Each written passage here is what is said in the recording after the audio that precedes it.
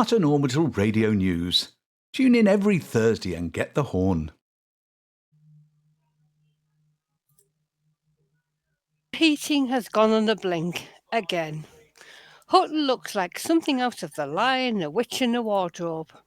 Icicles have formed along the ceilings and snow is forming drifts in the corridors. The children of St Psycho Cow's Primary are using this to make snowballs to throw at the passing little yellow trucks. In a fit of pique, the driver of one truck flips a switch, releasing a high-pressure torrent of slurry, and the game is over. Until this freezes, and then the urchins are back with a vengeance. There's an ice rink on the parade now, and two teams of curlers are arguing over who gets floor-mopping guy on their team.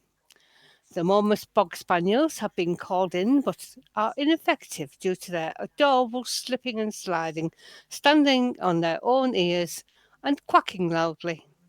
I mean, it does stop the argument, but they don't get to bite anyone on the arse. Braziers have been set up outside the pubs and people gather round for warmth, burning the real wooden dashboards from scrapped pythons to keep the fire going. As he passes, one trucker reaches down the back of his trousers and pulls out a slightly greenish ice cube. He looks at it quizzically, shrugs and throws it onto the brazier. A couple of seconds later, a loud pop is heard and 3 bar patrons pass out from the smell.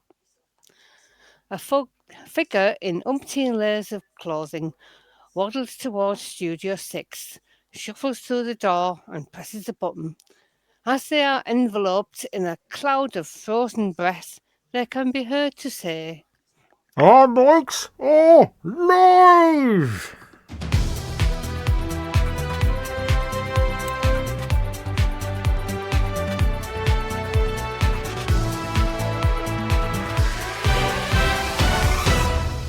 Good evening and welcome to this week's show. I'm Rudolph Hucker. I'm Wilma Fingerdew. Oh, is it me? I'm not getting the script open. Oh, I'm the apology officer. I'm very, very sorry. I'm Norma Snookers.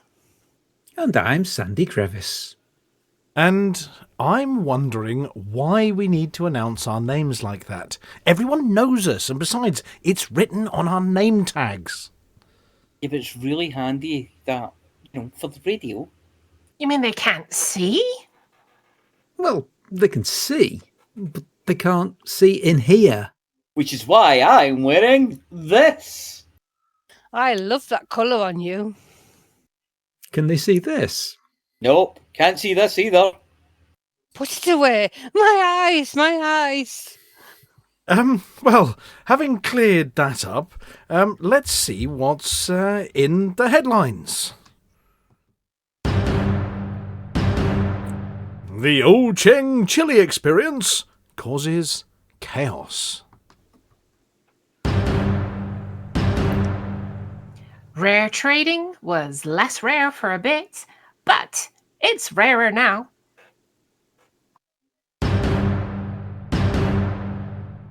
Rubber baby Bertha bounces Lakon share price to the bottom.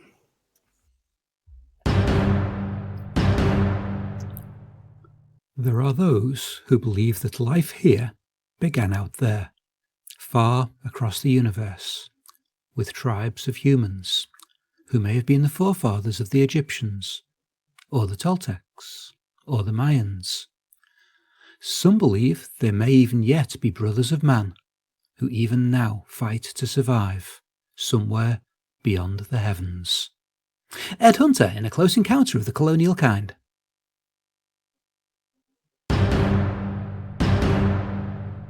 Well, look, it's all going a bit pear-shaped. I'll bring you the latest on the mess we've made of local systems in the BGS Roundup.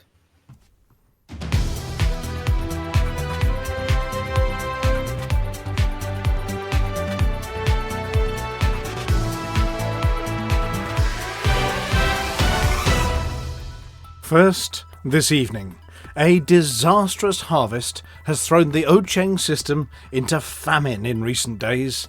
Ocheng, famed for its rare chilies, prized by chefs throughout the galaxy, is normally an agricultural hive of activity, feeding nearby systems in abundance. However, the famine started as a simple case of mismanagement and quickly spiraled into a full-blown galactic farce. The Murrow Independents, usually known for their tight-knit agricultural economy, made the classic mistake of trusting a supply chain optimization consultant. Enter Commander Kev Spreadsheet McAudit. Kev's grand idea: replace Ocheng's traditional mixed farming system with a monoculture of, well, no one's entirely sure, because the records were accidentally deleted when the consultant's cat jumped on the console. What we do know is that it didn't grow at all. Simultaneously, a malfunction in the local planetary import-export bureaucracy resulted in all output from the agricultural facilities' food processors being reclassified as luxury tax-dodging goods and impounded. The only food left in the system? A vast surplus of now useless decorative cake toppers from last year's Galactic Bake-Off. Ocheng hosted. They lost. Add to this a local transport strike where the indentured semi-sentient Ocheng space yaks unionised. Their demands included better hay and a solid pension plan, and the result was a complete breakdown of food logistics. With no crops, no imports and no deliveries, the once thriving system plunged into famine faster than you can say, "Where did we put all the chilies?" Which was their second mistake. The population, desperate for something to fill their bellies, broke into the rare chili storage facility and liberally helped themselves. Ocheng chilies are to be eaten sparingly. Very sparingly. Dried and lightly sprinkled over food, or chopped really fine with an atomic-edged knife and then added one teensy tiny bit at a time to dishes. What is not supposed to happen to them is to be eaten in their unprepared state. And an unprepared state was what the station was when the population chowed down on them whole in their hunger. First, there was tingling, then the scalp sweating, the purple colouring, the pain, then more pain, then the gurgling started, then the queue for the nearest facilities got too long, and, almost in unison, there was the sound of hundreds of bowels objecting to the chilies all at once, and then, suddenly, falling silent. The silence was broken by the crying, which built into moaning and screaming, as the hungry population ran to find anywhere they could experience their misery in private. The force of the Ocheng expulsions launched a number of them off the deck, and due to zero gravity sent them Catherine-wheeling around the interior of the station, propelled by biowaste from both ends. Alarms went off, the sprinkler system went into overdrive, teams of hazmat-wearing specialists were sent in to rescue the population. A state of emergency was declared, the Ocheng rare goods storage was locked down and put under armed guard, and all sales of what remained of this season's crop were stopped. The Ocheng system is appealing for all pilots to bring deliveries of food, particularly milk to stop the burning, toilet paper, refrigerators, soothing cream, and bleach. Lots of bleach. LCU No Fool Like One and Mr. Shouty have been dispatched with a typewriter and a number of people with bad habits, we think they're monks, to take notes for the next episode of Dockers. Repair teams are working hard to replace the outer plating of the station where something burned its way through the side, and the ventilation system is working a double shift. Anyone approaching the station should not be alarmed. There has not been a Thargoid invasion. That cloud is thoroughly man-made.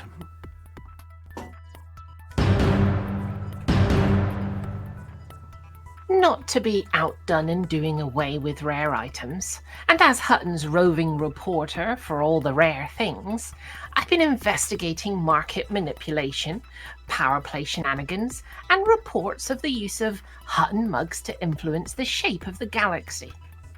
With the recent reshaping of the powers in the galaxy, the addition of Jerome, I'm Not That Archer, Nakato Kane, and of course the retirement of Hudson. I mean, where did he go anyway?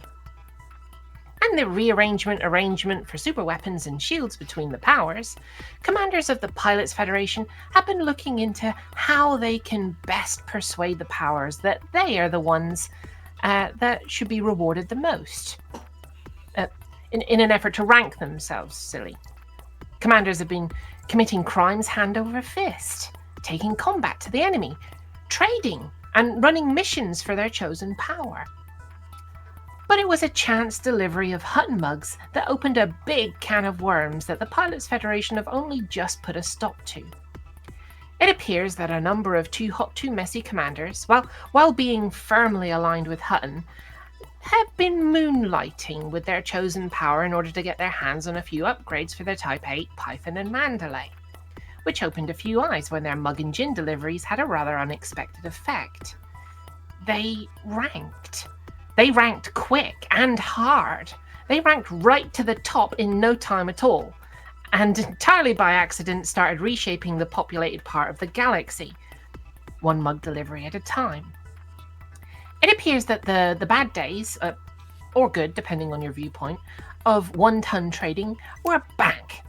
And what's more, 1 ton rare trading was, while not entirely the most lucrative of activities, certainly one that the powers welcomed with open arms, open wallets, and the keys to a warehouse full of goodies. For custodians of rare goods like Hutton, this initially was a boon. Those carriers that had been teabagged to the brim with mugs, gin, and a few prayer sticks and bottles of bourbon suddenly became really important. Then, reports started coming in that the distillery team were having trouble keeping up with their botanicals. The mug beaters were finding broken ships less plentiful, then needed to keep up supply. The prayer sticks ran out of prayers, and the indie bourbon, well, actually that was fine, especially after a glass of it or two. Exhaustion was reported in the teams. The dock handlers were running double shifts, not seen since Rare's loop trading was the most profitable enterprise in the galaxy.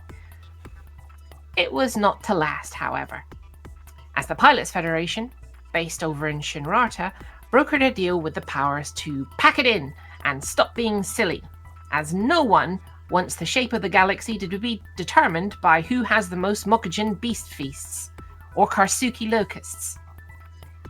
Grudgingly, and kicking their toes into the ground in a sulk, the powers stopped rewarding people for their rares, and commanders were forced to go back to good old mission running, piracy, and conflict combat zones in order to get their grubby mitts on the goodies. There were temporary reports that a number of commanders had discovered that smashing ship-launched fighters was getting them medals, rewards, and plaudits. But it appears that loophole has now also been closed after a bit of fifth columning by a pair of sneaksterish types was uncovered and stomped on hard.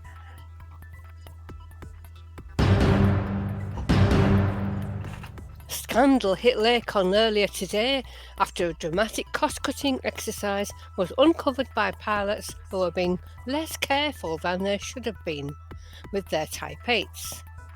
The ship, designed as a high-speed hauler for those that want to chuck things around the galaxy, is of a design not seen previously in the galaxy outside forklift trucks in station interiors and old episodes of Thunderbirds. The long arms at the front of the ship, that's the bow, in front of the cockpit serve little purpose other than structural, though they make it look quite cool. And it turns out that Lakon thought so too, but instead of the super strong structural beams that normally accompany such ship sections, one commander was more than a little surprised when he accidentally boinked his outreaching arms into a nav beacon. Yeah, well, there I was flying around just scooping up some cargo that someone left lying about, when all of a sudden, there it was. I hit the beacon and my ship did that. It was most unnerving. Another pilot had a near encounter of the ship-to-shore variety. I came in a little hot for a landing, didn't straighten up for the pad, and there it was. I tried reversing it, but got stuck on a pylon. They're not the only ones. Commanders avoiding oncoming boosting ships in the toast rack. Combat manoeuvres of the dirty Hober kind. Asteroid mining mishaps. Yes, the entire fore section of the ship appears to be made of rubber, while Lakon could have brushed it off as some sort of cockpit protection or the pilot's equivalent of fenders. They admitted that they'd run out of the high-grade materials that they normally use due to the excessive demand for the ship when it was released, and it had to substitute rubberized. I can't believe it's not titanium and steel compounds made from the space whale blubber. A recall was issued to all Type-8 pilots over the last 24 hours, with ships being sent out to the handful of people out exploring in them, and Lakon have confirmed that all Type-8s have now swapped their for a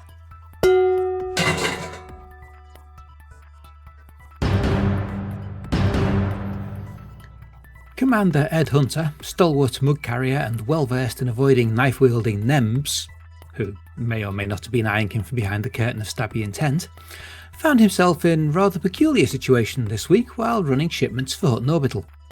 Cruising through the black, sipping the finest Centauri megagen, Ed stumbled upon what can only be described as a ragtag fleet.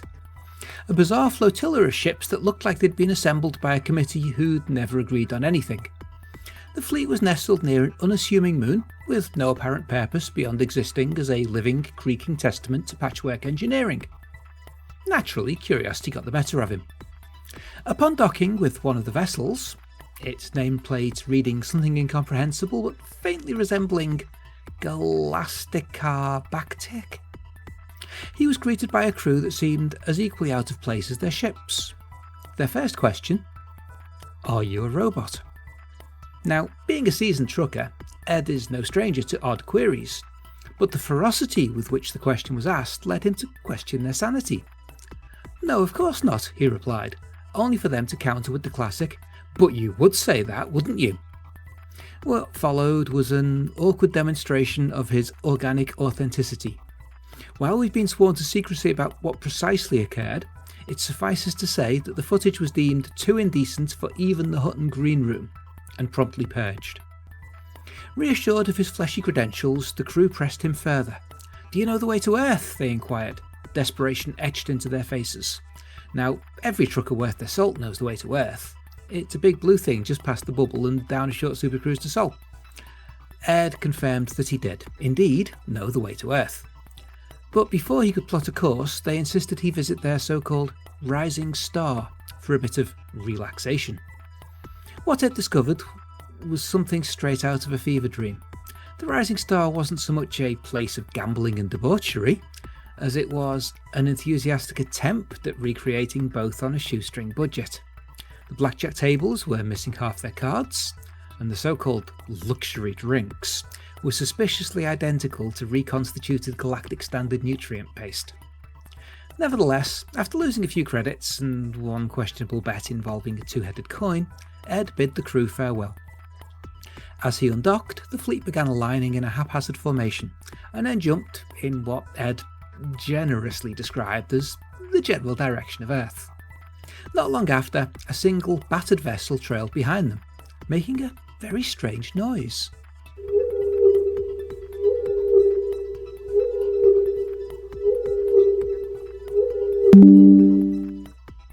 A text message appeared on his screen. "Which way did they go?" To which he pointed, in text message form, "That away. You want to hurry if you've been left behind." Their reply left him feeling as if he'd made a big error. "By your command."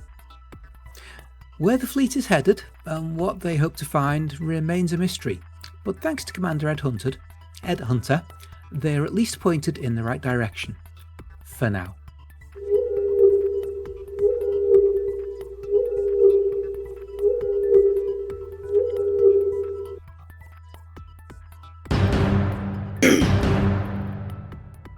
Welcome to the BGS bit. where we fart in the lift on the way to the Hutton incident room and then pretend it wasn't us. This week, well, we expanded into Ross 41, but there are already 2 player factions there, so we can't pursue it. It's full of icy bodies anyway, and I think we're all cold enough. Systems with just too much influence are Alpha Centauri at 82.5%, Lakon 145-141, Jaws Pentazes, Epsilon Eridani, LP 532-81, The Hag-Hole, Treppin, Wolf 25, Gnoe, Van Manen Star, Wolf 124, Hill Pass C, Wise 08550714, and Wolf 562. All are above 60% and need some alone time to think about what they've done. The booms this week are in Barnard Star, Wolf 359, Epsilon Indy, where the bourbon comes from, Kokari, PSPF LF2, and Wolf 1481. The infrastructure failure is still going on in Wolf 359, and there are pirate attacks in LHS 3531. Yar me hearties! But what does it all mean? Well, it means that we have way too many systems above 60%, but you don't want to hear about that. Not again. So, if you want to truck it, then truck in food and machinery to Wolf 359 to help with the infrastructure failure. There's also a boom on the go, so you should make good profit on those. If you want to shoot it, get yourself over to LHS 3531 and shoot yourself some pirates. And that's it for this week's BGS Bit.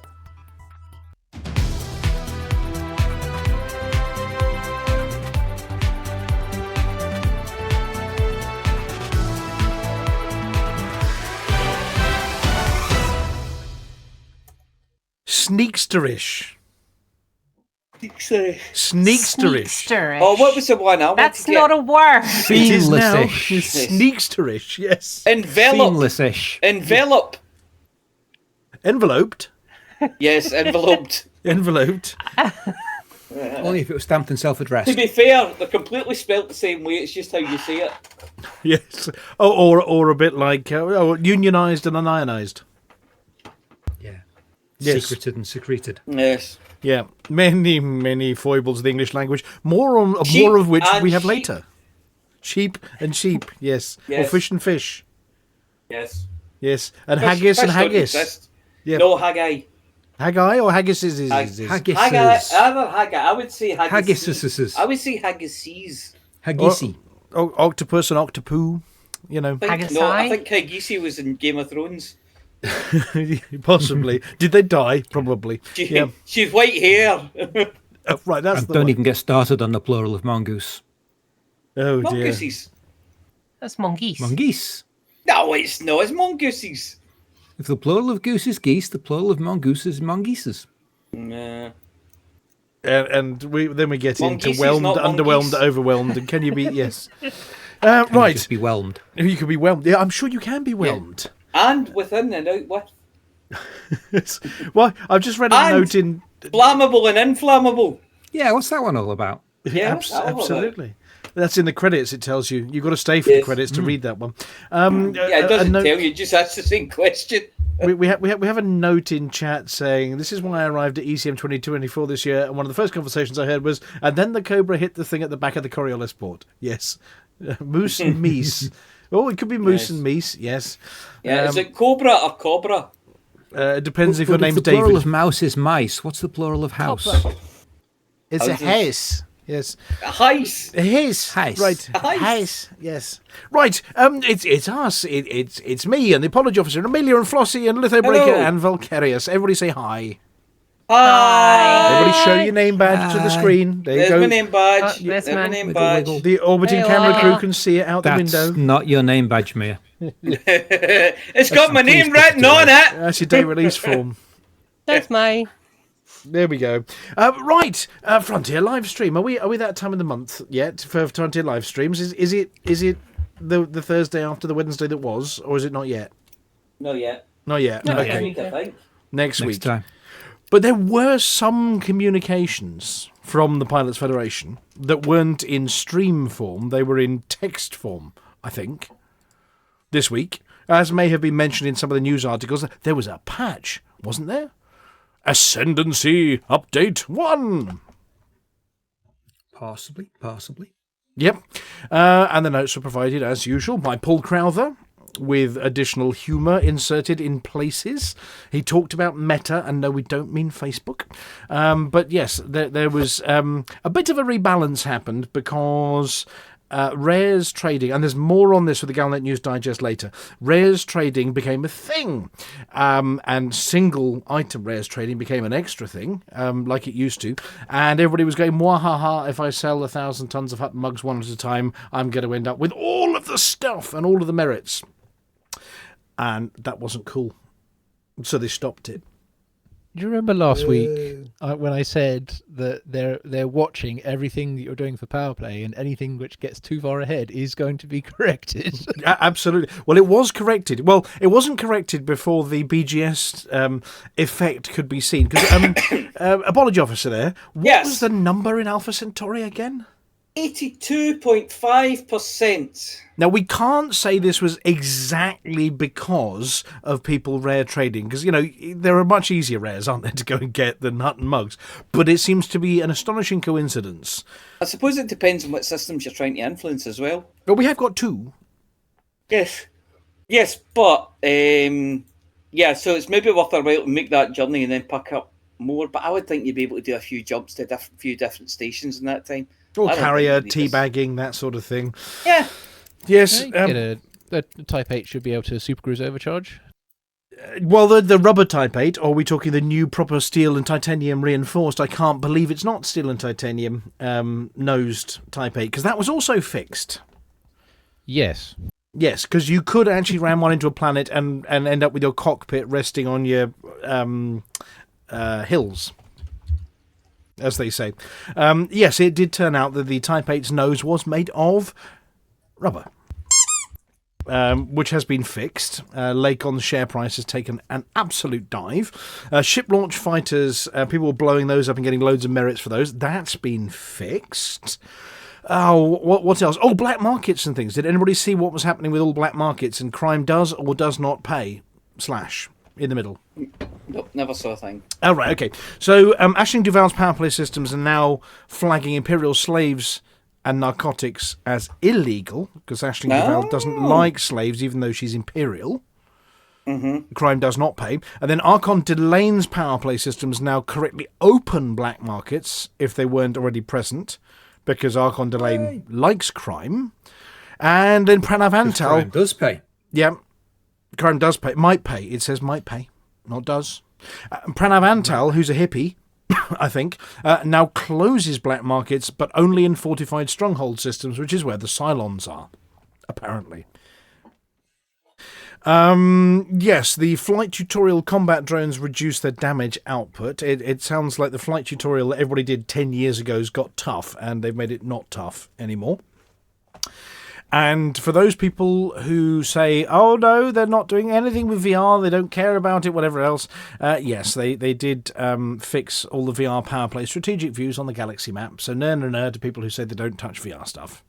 I think that was the lot. Oh, and they've tweaked all the amounts of time and effort required to earn modules, as per Valkyrius just now.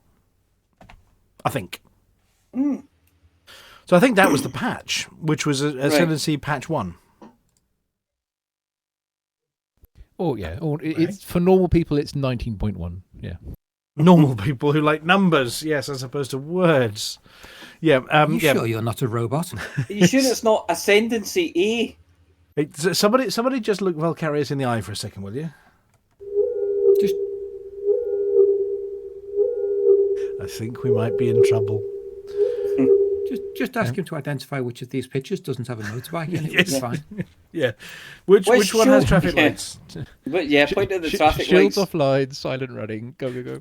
Yeah, did Valkyrius tick the box saying, I am not a robot on the way in? That's the important question. Is Valkyrius actually one of the Guardians? Yeah, because robots can't lie, as we know. I was about to say the same thing. If robots can't lie, then you don't need to tick the hydrants or the buses or the crosswalks or whatever. You just have a checkbox. Yeah, well, I mean, they can't lie because they have trouble getting back up on their feet again afterwards, but that's neither here nor there. Turtles. No, I is might it be think- turtles on a post? I might- Or is that no, I think- managers? I think it's Vulcans that can't lie.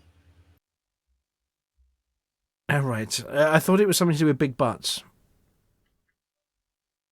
That's What, only if you Vulcans like like big big butts, you butts? cannot lie. Yes. Right, so we've had the rares effect for the patch. And by the way, I've had a hate message about I keep forgetting one of Hutton's rares. Really? Yes. How many rares do we have? Oh, loads. So we Sticks, mugs and gin, prayer sticks, gin, Mugs. Bourbon, Yeah, indie yeah. bourbon. Wendy Bourbon, yeah. Was it? No, it wasn't. Gin. You, it wasn't you who had Delta Pavonis, was it? Or was that someone else? No. There is something we keep forgetting. Every time I mention the list of rares that we're custodians of, there was another one. I'm pretty sure. right. Do there one at do we have the is there one at- second largest supercruise in the galaxy? I was about to say, is it Katzenstein? Is it 36 off Yuchi? It's the Ophiuchi Exino artifacts. Oh, I didn't know they had a rare. Yeah, well, I've never been out there. It's too far from the jump point. Yeah, We did do that rare. We did cover that rare. we did, yes. But we forgot that was one of ours. Oops. So we're really... actually, I'm not going to say those words. Apology, officer. Could you please We do are- the thing to the population of 36 Ophiuchi? We are very, No, not very that thing. We are very, very sorry to the people of 36 Ophiuchi for overlooking the very rare and very special rare Xeno artifacts. Yeah, the ones that look like unmentionables, I think, Amelia. wasn't Willies! it? Giant woolies. Willies! They look gynecological, and people... Do you not get anything in Hackhole, no? No. We ought to try and insert something into there. Yeah. Yeah. So yeah, What other about than that... Minge Cut? Well, oh dear. Is that next door? So, other than that, what else has been going on in the galaxy? Well, I mean, something we didn't check on, and something I've been meaning to for a little bit, because we don't do the updates anymore, is the hot.forthemug.com Too Hot 2 messages. Are we still... We're still trundling along with that one, aren't we? Yeah, there's plenty of Got people. I their feet believe. there. I think Come that's on, what and Ed. So, come on, Infinite Dreamer got Lobadar's claim in HIP 10934. Nem delivered Jin into some Shimizu? metallurgic place. Well, that's what I was going to say. Ed Hunter was actually out doing Too Hot Too Messy when he discovered the convoy. I'm assuming he did drop them like a mug of gin or two. Oh, I don't know. Well, this is one of the stronghold Never system reached the fleets, spaceport, so isn't it? Held off. Yeah, let's have a look at the event stats. They have this week delivered. We're So around far- the 150,000 mark now. Yeah. But they've delivered 304 mugs and 295 gin this week. We're bang on 150,000 mugs. Well, 150,997. So nearly 151,000 mugs. And we are at 148,805 in the gin. Well, we Yeah. are... Because too many of the commanders drink the gin when they're en route. I Yeah. think we That's must why be it is. closing in on around halfway sometime soon. Yeah. I think looking at new ports found and ports at launch comes to about 319,000. And we've done But 150. We've still got So to find all of the additional new ports in the second half. let's not go on about that. Let's not talk about that. Let's, Let's just We've not talk about already it. done more than the where when we started, Yes. so we're probably more like a third of the way. The event start time was Thursday, August the 4th, 2022. Yeah, And let's the not talk about that estimated bit. end time is Sunday, July the 11th, 2027. Yeah, we'll get there. Well, and the other news, You obviously... say we. I haven't delivered any in ages. Oh, well, But I'm Waller just 81 gonna- has now got the top spot as well. That's the other news. Oh. Waller 81 has overtaken Chicks, who stopped Wow. on exactly 25,000 mugs delivered. Yep. Waller 81's up to 26,937 mugs delivered. That means Waller 81 has docked at 26,937 different starports. Now, That's incredible, I don't know whether that's. I mean, it was a record with 25,000 chicks anyway, but that's got to be some kind of record out in the galaxy, hasn't it? Yeah. Could be But something. just looking down the list though. Yes, there are. I have delivered 84 mugs and 84 gin. See, you're nice and symmetrical. Yes. But 331 commanders have now done the do. Flossy, are you there? Oh, have we lost Flossy? Have we Yes, got I'm Flossy? here. Oh, you are Yes, there. I'm here. I was just for the benefit of a listener, there might be one here who doesn't know what Too Hot Too Messy is. What are we doing and why? Have we done it 150,997 times? Well, we're trying to deliver mug and gin to every commodities market in the galaxy as it is now since Odyssey, because there are a lot more stations out there than there used to be. And they all need mugs and gin to stop them getting mods, don't they? They Mug do, yes. ownership deficiency syndrome. So yes, if anybody is popping out to Hutton, don't forget to pick yourself up some mugs. And then if you go to hot.forthemug.com website and have a look at the correct page, which is under the events page for Too Hot Too Messy, you'll see how everybody's doing, and you can type in a system name there and find out, has this one had mugs yet? And typically all the ones further away haven't. And go and drop some mugs and gin off at a few starports there to do your bit, because otherwise it will take until 2027. But okay. That's Too Hot Too Messy update, which we haven't done for a bit. Anything else before we move on to space news? I think so. Amelia, you got anything for us? What we Vocarious' bit? Well, in a bit. That's after space news. Space news first. Meow. Do we do space news first? We do space news and then we do Volcarius. But I was just checking if you didn't have any updates on, I don't know, why my screen just closed and everything went away from the script. But, you know. Because you're a dwarf. What did you do? I didn't do anything. Oh, I've got Wasn't winky my lights. fault. It's all Has caught fire. Mooncake been chasing the wrong mouse? Mooncake. She's sitting right here on my desk in front of me. I can't see the script right now. Yeah, it's been Control-Alt Mooncaked. It really has. Oh, no. Right, Control P. Right, I've got a printed copy here somewhere anyway. I suppose, what? You could press the space news button. And Yeah, get I the could do music that one. going. It'll cover while I try and Control make... P. It's I'm going trying everywhere. to push it. I'm pushing it. It's not working. I blame Litho. Something happened. What? Probably. Anyway. It's usually my fault. If there's buttons involved, it's usually my fault.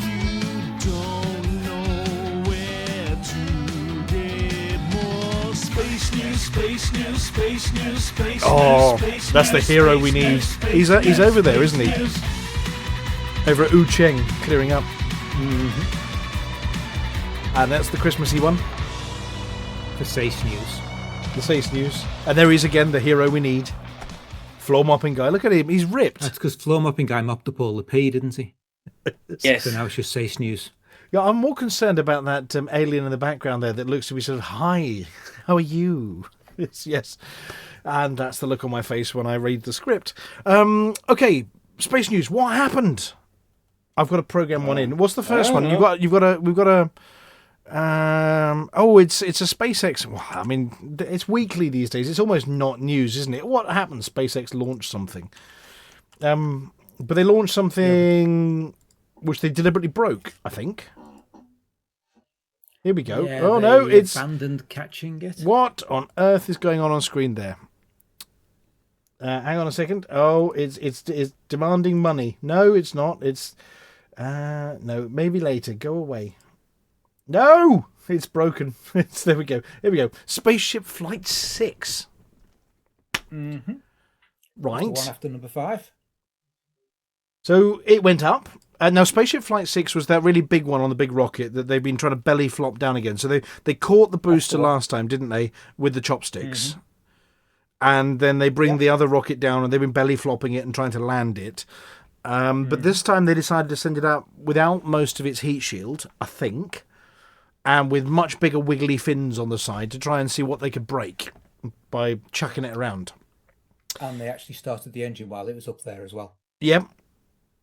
So they remove bits of the heat shield. So they can add catch hardware, which looks a bit like the things on the end of a Type-8, which makes this noise when it catches stuff. The mandibles. Mandibles, there's a great word. That's what they're called in the Millennium Falcon. So Surely it'd be the Mandalay that had mandibles, though. yeah, but it hasn't got any. Well, it's a bit of a personal question. Hello, have you got any mandibles? Right. Well, so yes, they did the spaceship up there, and as it was coming down, they had two choices. They could either do the chopstick catch and land things properly, or they can lob it into the sea. Now, we're not talking at Point Nemo to the sea. They're talking just off the coast there. And so they decided they were going to lob it into the sea. Well, they didn't lob it into the sea. They floated it down. Was it float like a butterfly? Into the sea. Sink like a spaceship. Sink like a spaceship. So they brought the rocket down, and it sort of hovered for a little second over the water, and then it did that. And then they did the belly flop thing, and then they flipped the big thing on the top, which they were tested with no extra heat shielding on it, and it went. But they did it so accurately. They did it so accurately. They did it right in front of the camera drone that was on a buoy, or as Americans call it, a buoy. It's not, it's a buoy. They'd be silly. So yes, they managed to land it right in front of the camera buoy. So they got a nice HD shot of it going... which was quite cool. Yeah. But the most important thing about the flight is that we now know exactly what size it is inside when it's in 0G. Because the 0G indicator that they sent up this time was a banana. It was, yes. There was a banana for scale on the side. And if you watch the live stream, all the commentators were all wearing rainbow banana T-shirts. I didn't know you could get rainbow bananas. Amelia, do we have an inside line on how rare rainbow bananas are? Very fucking rare. Excellent. Are they tasty? Very, very tasty. They taste, like ice cream. Is the inside also in rainbow stripes? Is it like the definitely. First bite flavour 1, second bite flavour 2? Put the whole thing in your mouth at once? It's got that two-tone effect, so the inside is like pastel. Right. It's very tasty. It is, yeah. Okay. So that was the first one. And then the second one, this one, only got put into the space news because it's got one word in it, one really important word. Monsters. There are monsters in space, as demonstrated by the James Webb Space Telescope. Valkyrius, do you know anything about the early formation of the galaxy and why there are red monsters? Oh, no. I know that it's all theoretical. Well, it was theoretical. Okay. That's the thing. They've actually been captured. I know that the whole notion of the Big Bang is it's kind of like how absolute zero was discovered. It's just by watching the expansion and then imagining that in reverse and saying, well, at this rate, it would have taken this long to get this far, and we think it must have, it can't just keep contracting, so there must have been a singularity point. But we don't actually know that. We don't. Well, the things we do know is that the James Webb Space Telescope has captured 3 red monsters. Apparently they're described as extremely massive, dusty galaxies formed in the first billion years after the Big Bang. So they've been around for a bit. But yes, they were previously theoretically saying, well, we think this is what happened, and they've now been able to see it using the JWST. So stellar neighbourhoods gradually increasing in size, big red things, but they've actually got pictures of them now, which are up on screen. S1, S3 and S2. Why they're not in order, I don't know. S1, S3, then S2. But anyway. Well, they probably, if it's the order they found them, I don't know why there's a big white line going top to bottom across the universe, but I guess a big white line. 2 separate frames.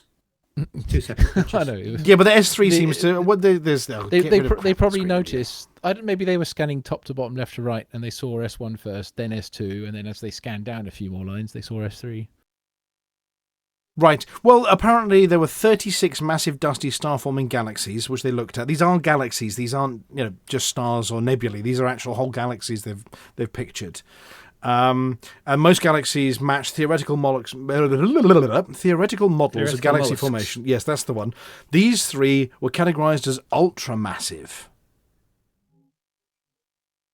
Apparently, they're and really dusty. All the pies. Yes, very, very dusty. And yeah, it's the first time we've seen on that.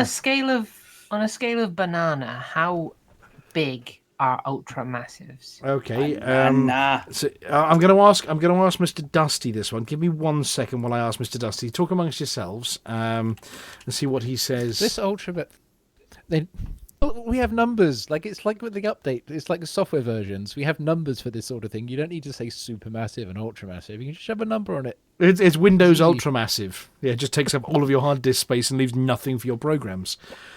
This is going to be. It was that extra slice of cake that did it. This is going to be high frequency again. Like they called it. You had HF, VHF, UHF. It's like, oh damn. Well, now we've got a whole bunch of microwave bands that we're using, which are even higher. So, Vulcarius, you do know that the people that named these are the same people as built the Very Large Telescope and the Extremely Large Telescope.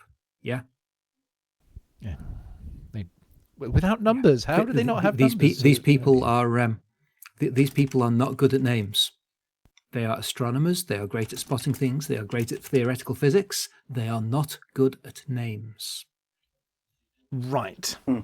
Apparently, when you get any sort of name out of one of them, it's usually a backronym. It has a number. You'll be glad to know. So Mr. Dustee says, ultramassive, you ask. Well, imagine a black hole so colossal it could swallow every pub in the galaxy, including their beer gardens, without even loosening its event horizon. Billions of suns worth of mass crammed into a space so dense it makes a neutron star look like it's been on a diet of helium balloons. While supermassive black hole ranges from millions to billions of solar masses, ultramassive black holes, as an example, exceeds 10 billion solar masses, making its gravitational sink of almost inconceivable magnitude. And how many bananas is that? Hang on a second. All the bananas get sucked down the gravity well. I'm asking, how many bananas is that? Here we go. Mr. Dustee says, excellent question. By the Hutton Standard Banana Measurement System, HSBMS, we can calculate it thusly. A single banana is roughly 20 centimetres long. An ultramassive black hole, I don't know why Mr. Dustee's obsessed with black holes, with a diameter stretching billions of kilometres across, can be measured in bananas stacked tip to tail. Doing the rough maths, allowing for the odd bruised banana, an ultramassive black hole could be roughly 10 quadrillion bananas across, give or take a few bunches. Nice. That's assuming the bananas don't collapse into a banana singularity before we finish counting, and the radioactivity would be unbelievable. From all a yellow hole. Oh, yes, that's. Hang on a second, I'm suggesting that. There we go. Mr. Dustee, a yellow hole. If we're sticking to bananas as our cosmic standard, then an ultramassive yellow hole would be a terrifying celestial body where light and potassium cannot escape.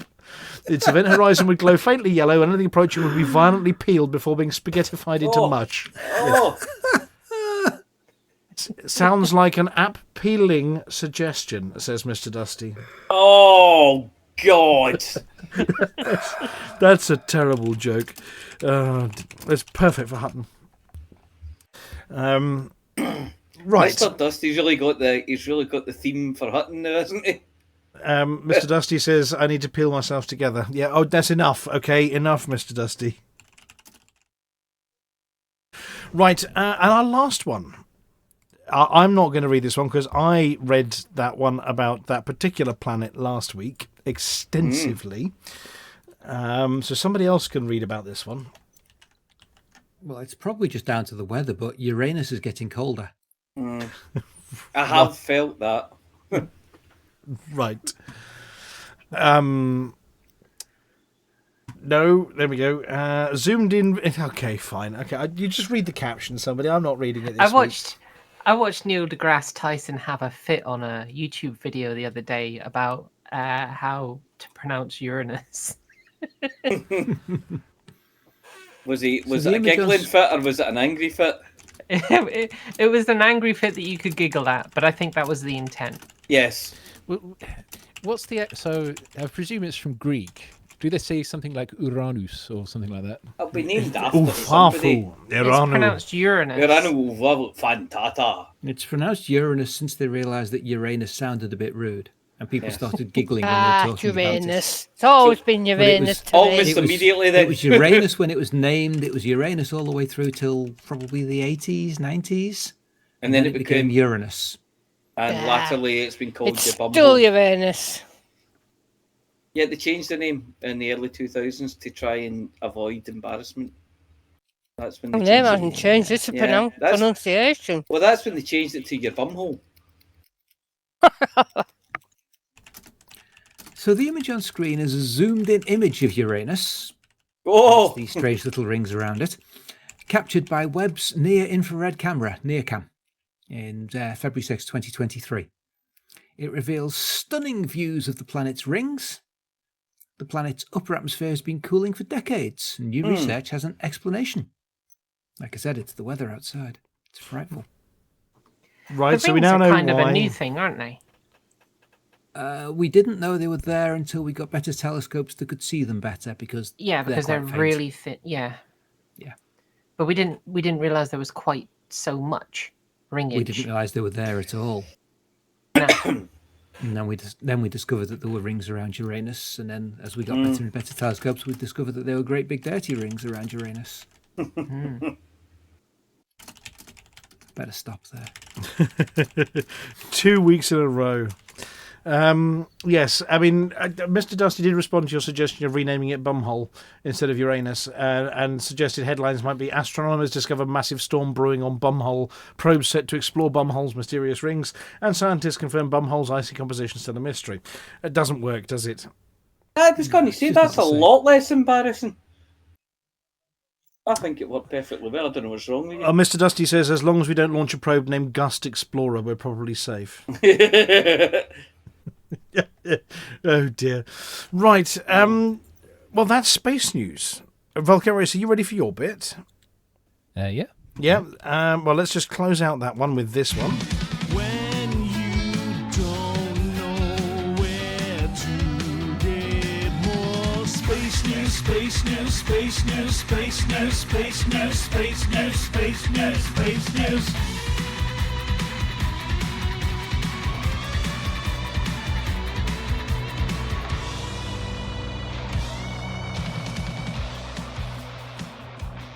Now, a fair warning, Valkyrius, before I hit this one. We have had some complaints that your intro is too metal for our audience.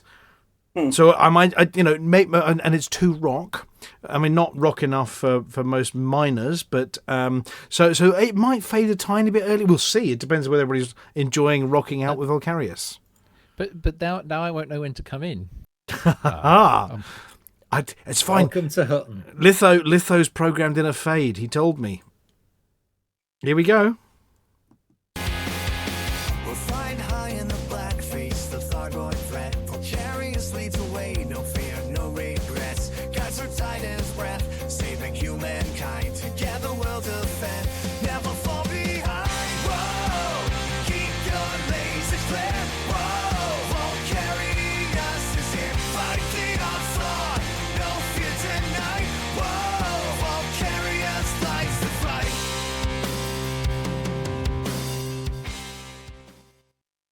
Is that it? You don't even have the guitar hits at the end. Oh well. No, Last no. Shush. At the back. Last week saw those bi-rectangular rotating rebel rousers thoroughly routed. The entire Thargoid attack surface was wiped out, leaving us with a total invasion count this week of 0. This does also mean that we have exposed all but the last of Titan Cassio's once inhabited systems, so we have attacked ports to defend in the control systems Niani, Kinganu, and Col 285 sector, OS-T, D3-96. These are perfect if you normally run combat in all those invasion systems that we don't have this week, because you can restock at the port itself, even if it can't give you missions for the moment. For some unknown reason, the only other inhabited system is not a Counter-Strike location, despite being completely exposed. But this could be for the best, because it's the only place you can still get tactical core ships. If you still need those, you need to visit HIP 38235 with your AX missiles and a collector limpet. But you will need to bring someone else along to deal with Cyclops attacks while you bomb the ground forces, and so you can keep still while the limpet nicks all their stuff off the ground.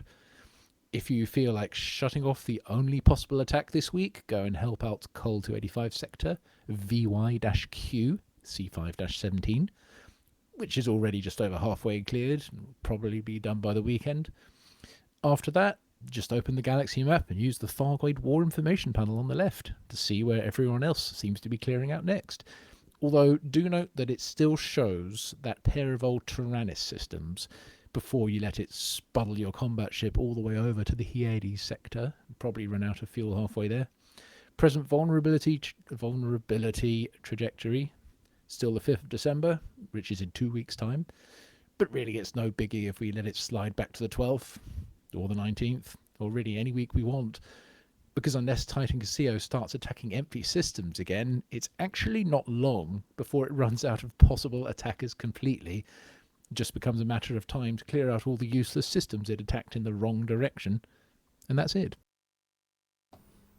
Thank you. Before we go to the outro, Mr. Dustee, has been listening and has some questions. Are you ready for questions from the floor? Literally, he's on the floor. Yes. Sure. So Mr. Dustee down here on the floor, who's been sweeping up in the corner of all those crumbs that we left after the biscuits earlier. So Mr. Dustee is asking, what was the most unexpected challenge when engaging the Titan, and did it have any sneaky tricks up its bioorganic sleeve? That's quite a serious question, Mr. Dustee. So so you know how technically correct's the best kind of correct? By default, no, because it's not whatever it said, it's biomechanical. Fair point, Mr. Dustee. Go and sit in the corner. Second question from Mr. Dustee. How does one keep morale high in the face of something that looks like a star-eating hedgehog on steroids? Morale? I never really thought about that. I don't know why he's asking this. Well, I'll just skip that one. Okay. So the way you keep morale, there is a commander named Morale, and the way you keep Commander Morale high is you give them a lot of Comitra cigars. Mr. Dustee asks, did you bring snacks? If so, what pairs well with space warfare? Asking for a friend. Eden apples of Ariel from the Ariel system, of course. Very nice Imperial snack. And finally, do we know why Thargoids even built something that big? Were they overcompensating, perhaps? Well, big's a bit relative. I'd like to be honest. I thought it was a bit small, but that's just me. Oh, right. Okay, well, thank you very much, Valkyrius. And we'll do your end tune now. Go on, just because I cut short the start, I'll do the full end tune, okay?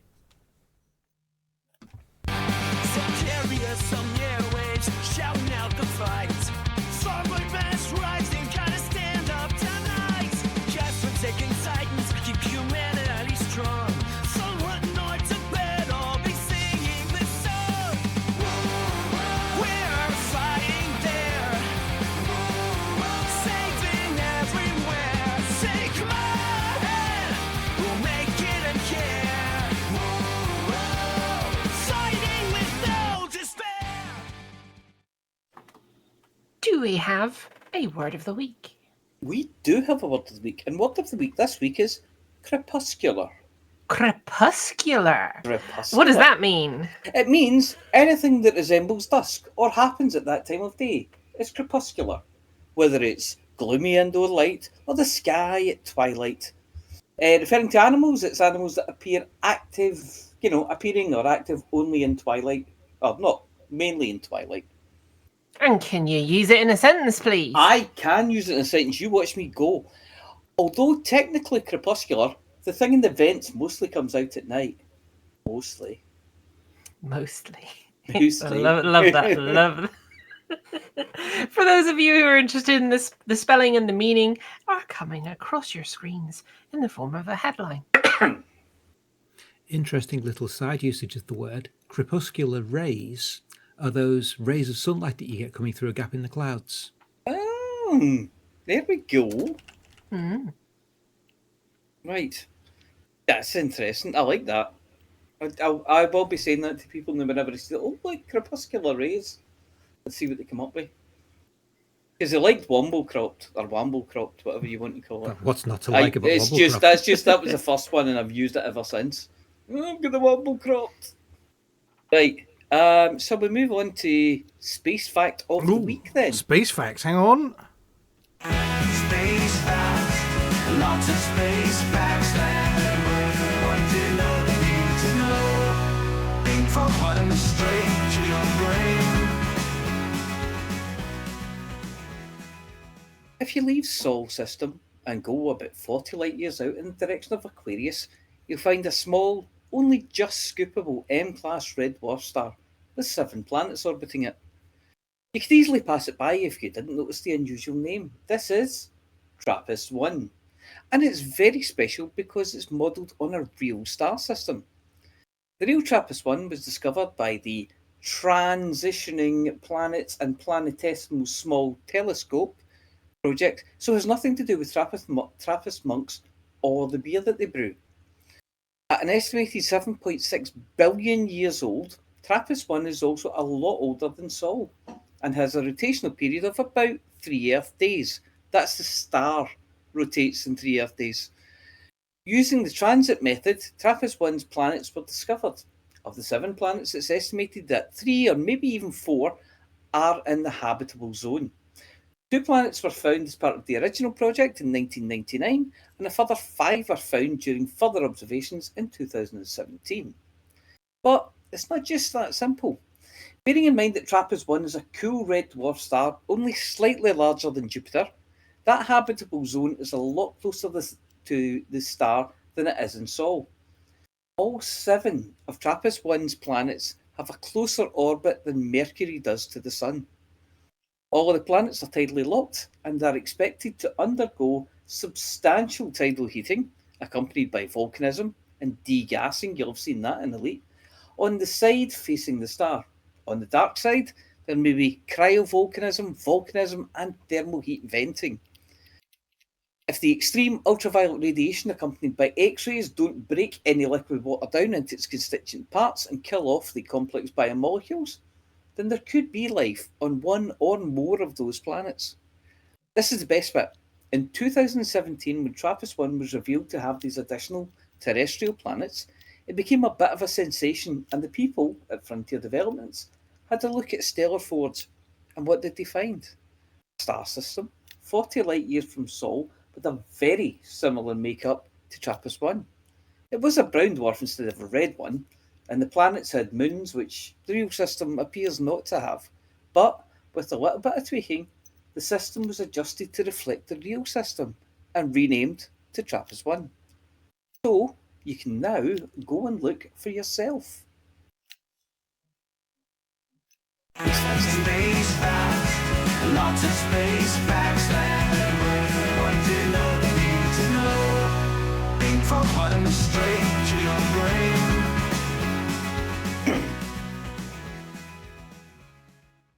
Or beamed from the brain of the apology officer straight to your brain as well. Yeah. There you go. You can go and find TRAPPIST-1.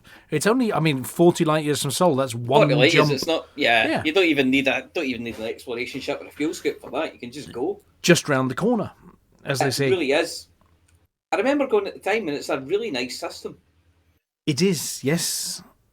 And I mean, the mass. I think that when they designed the stuff we can't see, they did a mass distribution. So in theory, a lot of the things we're finding, as per the mass distribution, will eventually line up. There's enough stars out there; they will actually line up vaguely well because of the Stellar Forge mass distribution system. And then of course the planets follow scientific rules. So but that mass distribution system means they gave Stellar Forge an amount of mass, and you make a galaxy out of that following these rules, and it did. Yep. And they did a couple of hand design systems. I think, like Sol and a couple of others were hand designed. But yeah, it's amazing to think of, isn't it? Yeah, anything we observed, we were able to put in, and anything we hadn't observed yet, they guessed, and the guess is basically vaguely accurate. Right. So next up, it's Flossy. Hey! Yay! Now, before I play your music, Flossy, are we going to do? Do you want to do the intro? Do we want to do the other tune? Do you want to do the intro and the outro and the other tune? What do we want this week? Because I'm guessing from what you said last week, we've just got your tune. Are we sulking still? Are there any hints on the horizon about maybe it's settling down?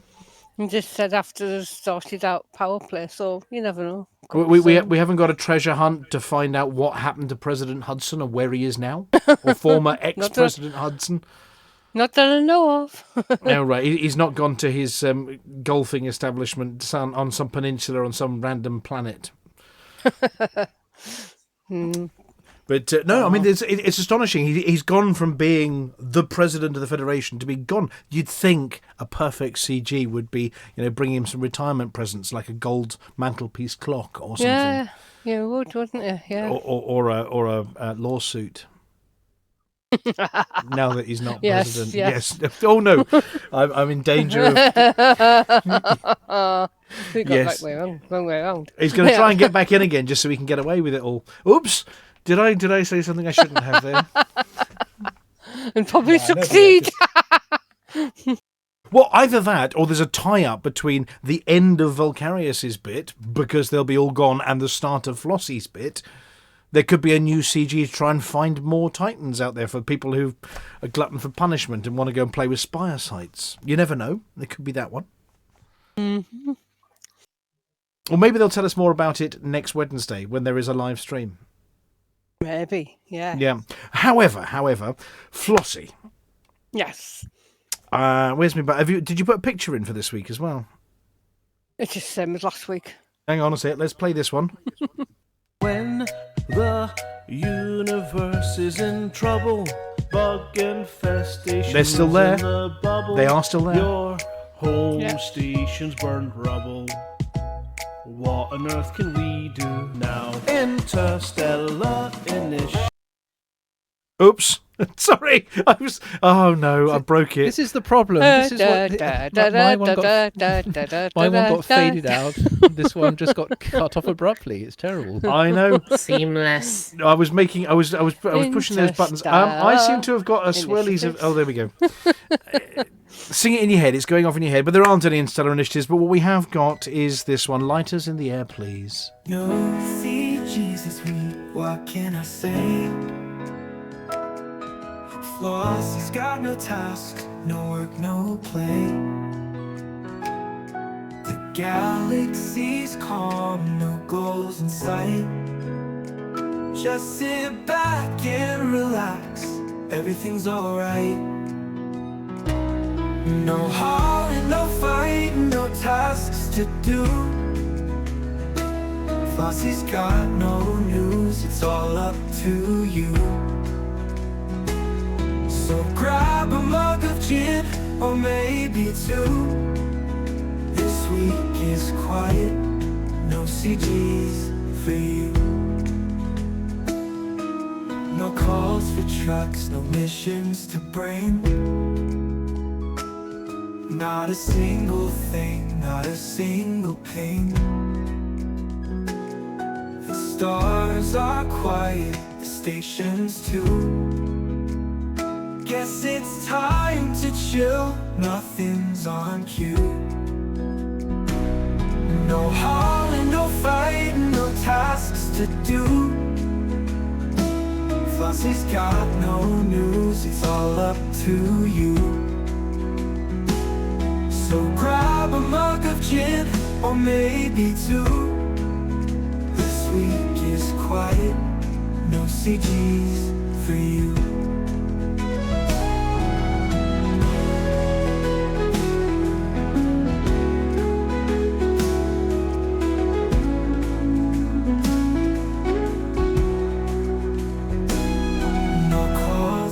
Trucks, no missions to bring.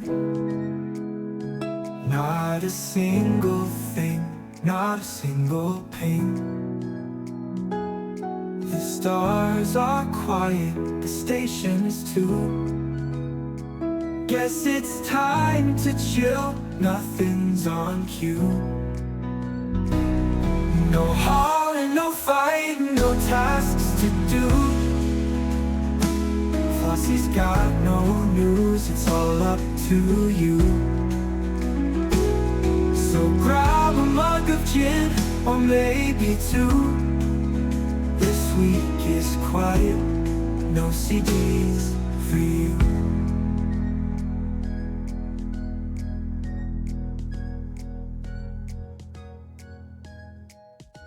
There we go. It sounds like Mr. Dustee's picked a fight with Valkyrius over on the chat. By the way, Flossie, you might have to step between the two of them. Oh, have I lost everybody? No. He was right, though. He was right. Oh, no, he's absolutely right. It's just that Mr. Dustee seems to have gone off on one.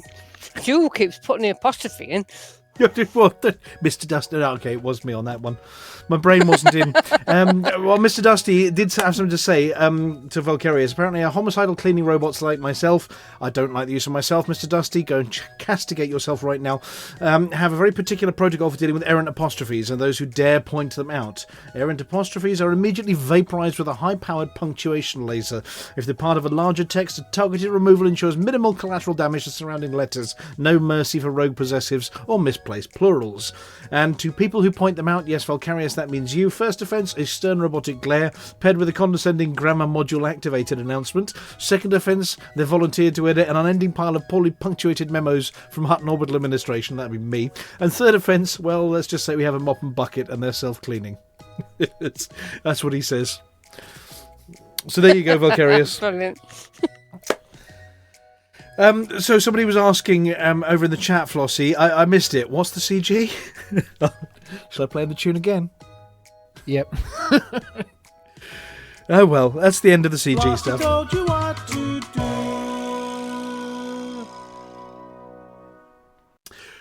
Right. What have we got now? I've forgotten. I've completely thrown myself arguing with Mr. Dustee. We have Beetle Spoon and Mother June. Oh, that's the one. Yeah, yes. Galnet News. Yeah. Oh, here we go. Galnet. Well, this button probably isn't going to work either. Let's give it a go.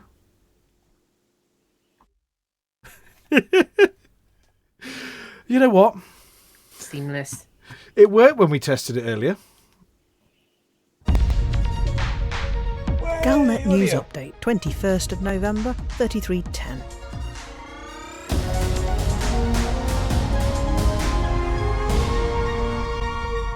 The galactic powers have dramatically increased the merit-earning potential of a variety of power play activities, but escape pods and rare goods remain on hold, pending review.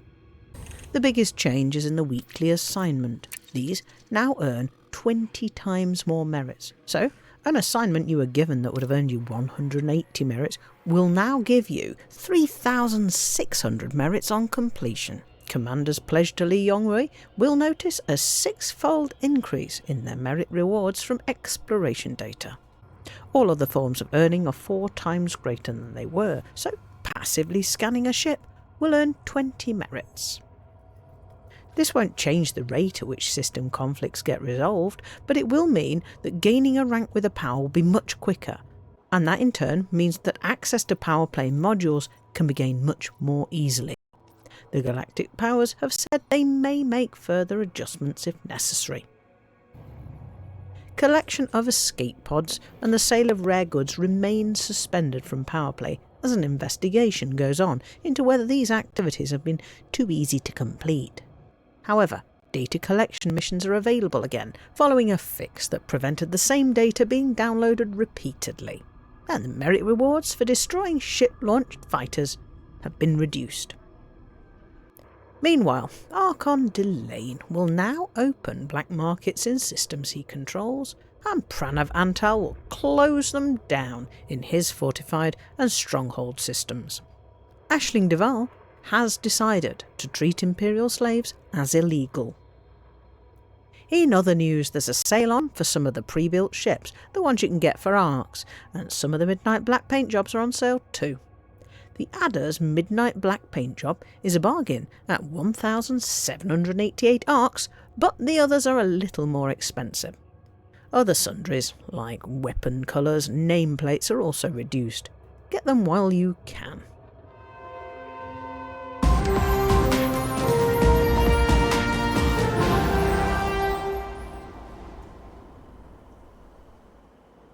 Ooh. I have a short message to read, if that's all right. Please do, yes. Yes. But first of all, thank you to Beetlejuice and Witherspoon for this week's Galnet News Digest. So, this message reads, to the Apology Officer from Hutton Dusty Bot. Subject, formal apology to Commander Volcarius. Dear esteemed Apology Officer, it has come to my attention that my recent comments regarding errant apostrophes and their enforcers may have been interpreted as overly punctuative. In particular, the distinguished Commander Volcarius may feel unfairly targeted by my mechanical wit. Please extend my sincerest apologies to Commander Volcarius on my behalf. Assure him that no harm was ever intended, except perhaps to stray apostrophes, which we can all agree are deserving of swift justice. To demonstrate my contrition, I have committed to proofreading the next 5,000 words of Hutton scripts to ensure that no errant punctuation escapes. Please assure Commander Volcarius that his linguistic vigilance remains not only appreciated, but admired. Yours in humbled servitude and gin-powered regret, Dusty Bot. P.S. If a peace offering is required, may I suggest a Creative Centauri Mega Gin? No question mark. Thank you. That is all. That was rather eloquent of Mr. Dusty. Yes. I'm sure Mr. Dusty is anaspeptic, phrasmotic, or even compunctious to have caused me such pericombobulations. Yes. Yes. He always seems to be quite crepuscular as well. Yes. I did think he was spuddling a bit. Yeah. Oh, definitely spuddling. Yeah. No two ways about it. Spuddling? Oh, that was last week's, wasn't it? Yes, that was the one. He was working ineffectively, yeah.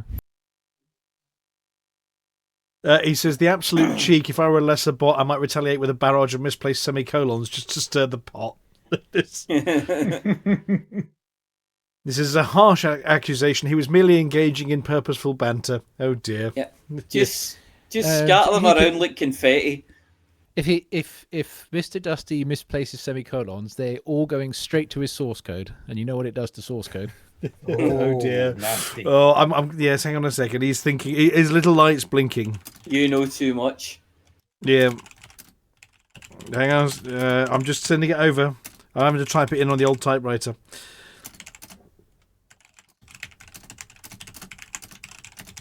There we go. No, he's not talking to me. He's not listening now. Oh, well, he's given up. Oh, look, there's Midran Hollow again. Apparently it's every bot's Achilles heel.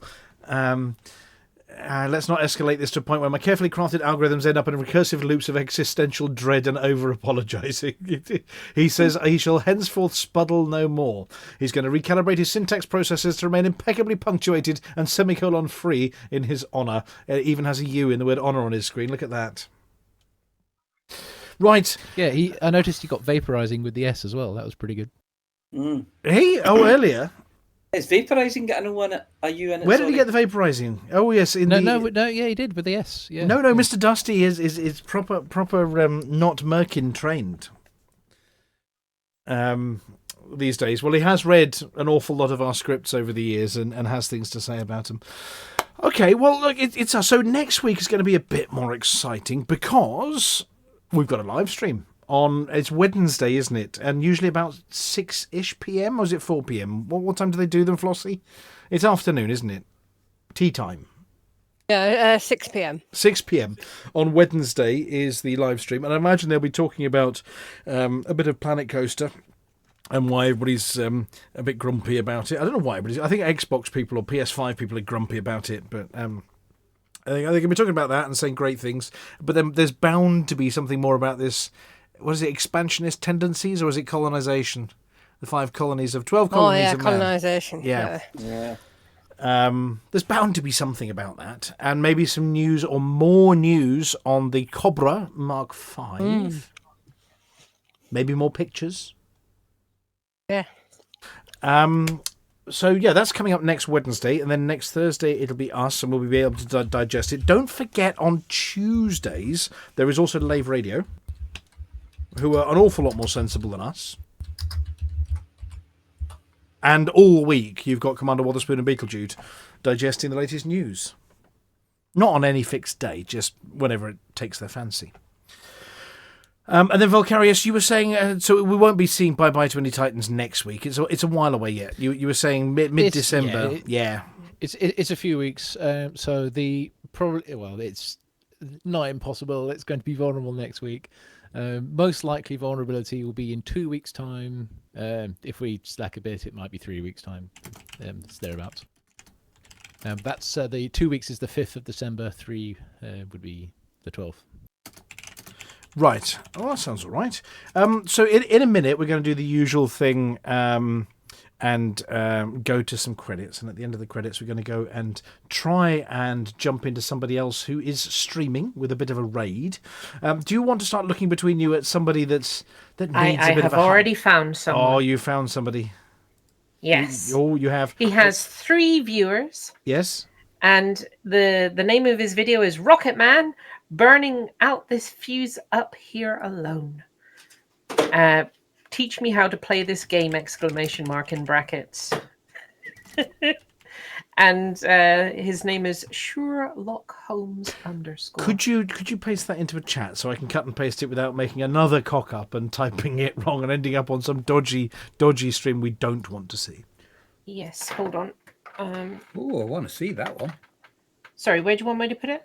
Oh, anywhere. Just as long as it gets to me. And by the way, if anyone's wondering, we do have a missing presenter tonight. Who are we missing? Mike. Hooray. Crotchbones, yeah. Yes, Mike Rochburns. I've just posted it in. Oh, you have done. Mike Rochburns is missing this evening. We have had an apology somewhere, but I unfortunately didn't get all the way to the apology officer. I don't think you've got it, have you, apology officer? Oh, hang on a minute. What am I looking for?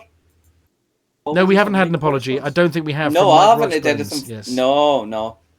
Just wandered off muttering something about better things to do each time. He's either stuck in a 0G karaoke bar, having challenged the locals to a rendition of Fly Me to the Moon, or his SRV got eaten by one of those voracious plants Amelia always seems to encounter, or he's lost in his own navigation charts again, plotting a route through systems nobody's heard of just to save 3 nanoseconds of travel time, or finally he's in the infirmary after attempting to deep fry a Hutton sausage in zero gravity brackets again. It's one of those 4. Maybe. That's right. I'm just trying to find that. Where did that go? Hang on a second. No, you sent it there. Amelia, sorry, I wasn't listening hard enough when you told me where you'd put it. That's with the underscore, yes? Definitely. Yes. Right. Well, thank you. I literally copied and pasted that. Excellent. Well, thank you very much, everybody. Are we being This has a magnificent moustache. Well, in which case, it's the perfect person. We're going to raid them, hopefully, without them raid logging on us. Like the last it also sounds like he's brand new to the game, so... Even better. Right, anybody says anything about free anacondas, they're buying the next round when I see them. They're not free, they're 100 credits, all right? Don't forget that. Right, anybody else got anything to add? For the mug. For the mug.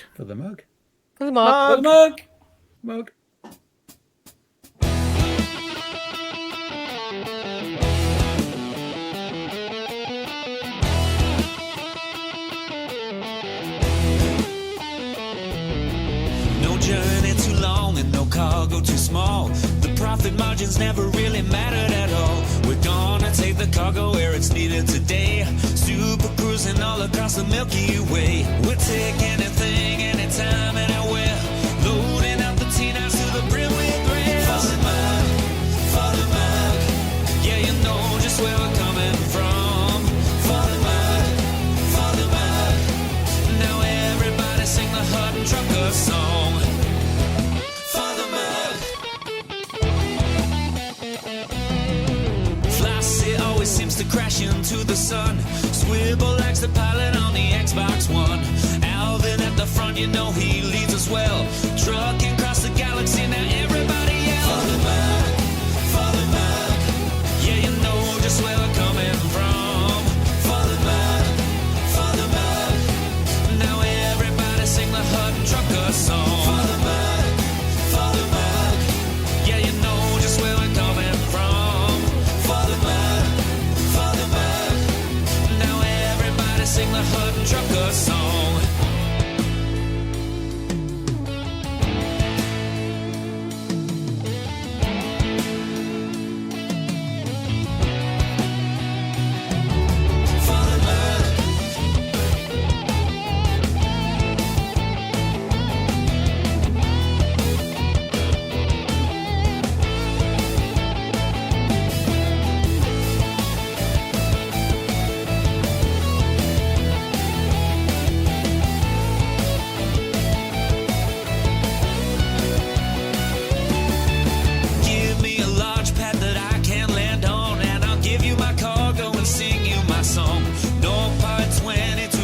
To go cruising to Hutton. Whoa, no journey too long and no cargo too small.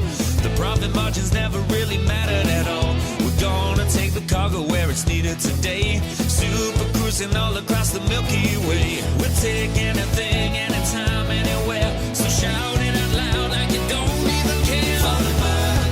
Follow the map. Yeah, you know just where we're coming from. Follow the map.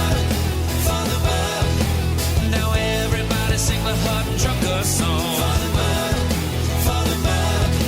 Yeah, you know just where we're coming from. Follow the map. Now everybody sing the Hutton Trucker song.